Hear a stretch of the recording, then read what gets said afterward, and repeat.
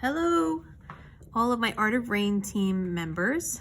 I wanted to make a video for you to show you how to glaze the ornaments that we'll be selling after the break. So I gave you guys a little baggie if you came in to pick one up. And inside the bag, you're gonna find two colors. You're gonna find two of these little ceramic tiles. I did one already. Okay, and here's my second one. You're gonna find a paintbrush.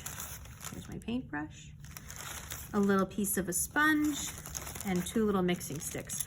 And I'm gonna ask you to return it when you're finished in this bag and just put your name on it in case you decide you want to know which one is yours after they're fired, because they're gonna look different before than they do after. So let's just get ourselves set up. I have a little cup. So if you have a cup at home that you can use for painting. I also have a paper towel down to work on top of.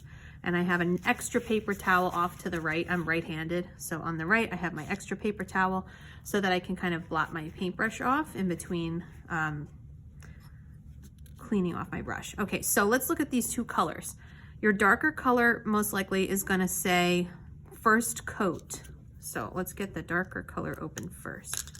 I'm gonna take my little craft stick and just mix it up. And I'm just gonna put this aside. I'm not gonna throw it out because I may need to use this again. I'm gonna take my darker color and I'm just going to try and get the darker color into the cracks of this like textured design. So anywhere where there's deeper parts, that's where I want this to go. Okay, so if you want, you can paint the whole top of a tile, but you don't really have to because we're gonna end up sponging it off. Okay, so we're just trying to make sure it goes into any place where the texture is deeper. Okay, you don't have to do the sides or the back. So that's just for your first coat. I'm gonna clean off my paintbrush by swirling it in the water. And I actually don't need this anymore, so I'll put that aside. Now my second color is gonna say second and third coat. Okay, so we're gonna do 3 coats with glaze. Typically you have to let them dry in between. But what we're going to do, we're actually gonna take our little sponge. We're gonna dip our sponge in our water cup. I didn't give you guys water cups because I figure you probably have something like that at home.